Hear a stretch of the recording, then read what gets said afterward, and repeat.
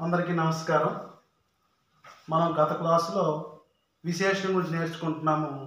విశేషణంలో అంటే గుణాన్ని చెప్పేదాన్ని నామవాచకము లేదా సర్వనామం యొక్క గుణాన్ని చెప్పేదాన్ని విశేషణం అంటారని చెప్పుకున్నాము.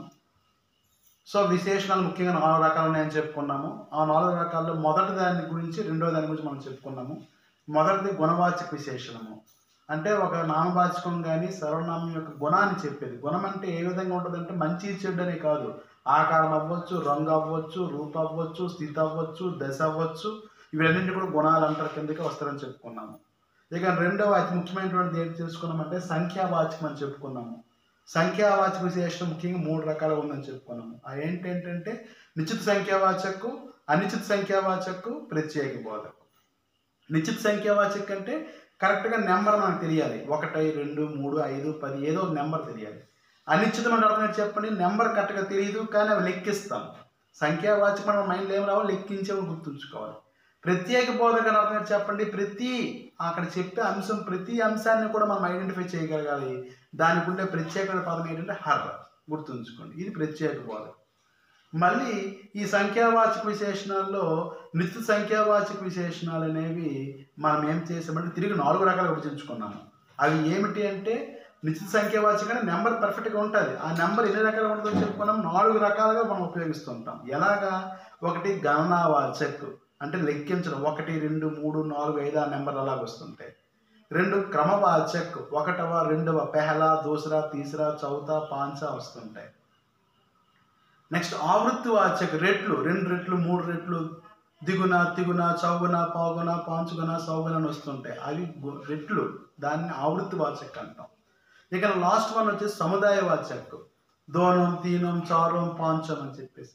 మీరు గమనించవలసిన విషయం ఏంటంటే రాసి వాడే విధానం వేరు కానీ నెంబర్ అనేది పర్ఫెక్ట్గా ఇస్తాను. అందుకే నిశ్చిత సంఖ్యావాచకంలో క్రింద మీకు వచ్చాయన్నమాట. అవి తిరిగి 4 రకాలుగా నేర్చుకున్నాం.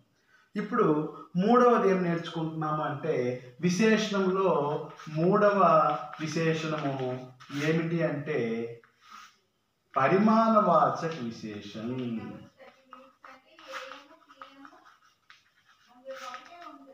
ఏంటి చెప్పండి? పరిమాణవాచక విశేషణం 3వది. మళ్ళీ పరిమాణం అంటే మీకు తెలిసిందే, సంఖ్య అంటే లెక్కించడము. పరిమాణం అంటే అర్థం చెప్పడం నాప్తోల్ కలసకే. మనం నామవాచకం నేర్చుకున్నప్పుడు మనం నేర్చుకున్నాము, గుర్తుంచుకోండి. సముదాయ వాచకన్నా సంఖ్యావాచకన్నా కౌంటబుల్స్. పరిణామం కాదు, పరిణామం అంటే రిజల్ట్. పరిమాణం అంటే అర్థం అంటే క్వాంటిటీ. సో పరిమాణం అనేది ఎలా ఉందో చెప్పండి, నాప్తోల్. పరిమాణం అని ఎప్పుడైనా సరే మీకు ఏంటి గుర్తుకు రావాలి చెప్పండి, నాప్తోల్ అని గుర్తుకు రావాలి. నాపు తోలు, తూనికలు కొలతలు, తూనికలు కొలతలు, గుర్తుంచుకోండి. సో ఈ పరిమాణవాచకం కూడా మనకి ఎలాగైతే సంఖ్యావాచకం అనేది మనం 3 రకాలుగా చెప్పుకున్నాము, అలాగే పరిమాణవాచకం కూడా తిరిగి 2 రకాలు. ఒకటి నిశ్చిత పరిమాణవాచక్, 2 అనిశ్చిత పరిమాణవాచక్. ఏమనుకుంటున్నాం చెప్పండి?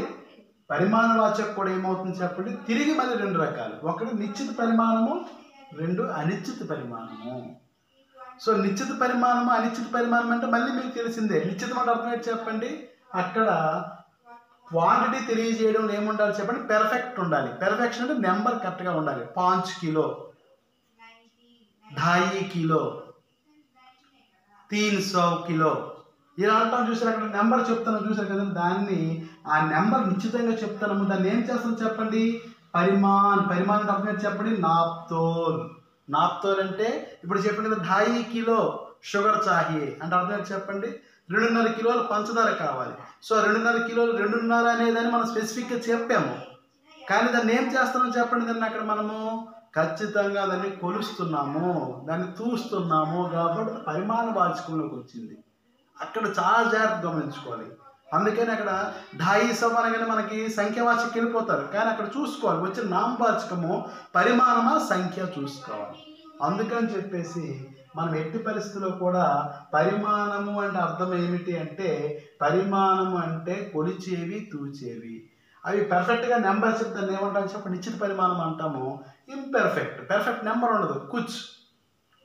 కుచ్ దూద్ చాహియే, कुछ ऑयल चाहिए, తోడాసా దూద్ చాహియే, చూసారు అక్కడ తోడాసా అని చెప్పేసి కానీ కూర్చొని పరిమాణమే చెప్తున్నాం. దూద్ అంటే కొలుస్తాం, ఆయిల్ అన్నా కొలుస్తాం. సో కానీ అవి ఎలా చెప్తున్నాం చెప్పండి, పర్ఫెక్ట్గా చెప్పట్లేదు. 2 కిలో ఆయిల్ అనలేదు, జరాసా ఆయిల్ దీజియే, జరాసా. అక్కడ ఏంటవుతుంది, జరాసా అనేది ఏంటి చెప్పండి, అనిశ్చిత పరిమాణం. ఏంటవుతుంది చెప్పండి, అనిశ్చిత పరిమాణం అవుతుంది. అందుకని చెప్పేసి నిశ్చిత పరిమాణం అంటే పర్ఫెక్ట్ నెంబర్ ఉండాలి, అనిశ్చిత పరిమాణం అంటే అర్థం ఏంటి చెప్పండి, నెంబర్ అనేది మనకి పర్ఫెక్ట్గా ఉండదు. కానీ దాన్ని ఏం చేస్తాము, నాప్ తోలు కరసకే, కొలవడము తీయడము చేస్తాం. ఇది నెక్స్ట్ 4వది ఏంటి అంటే గుర్తుంచుకోండి, సార్వనామిక్ లేదా సంకేతవాచక్. ఏంటండి, సార్వనామిక్ లేదా సంకేతవాచక్.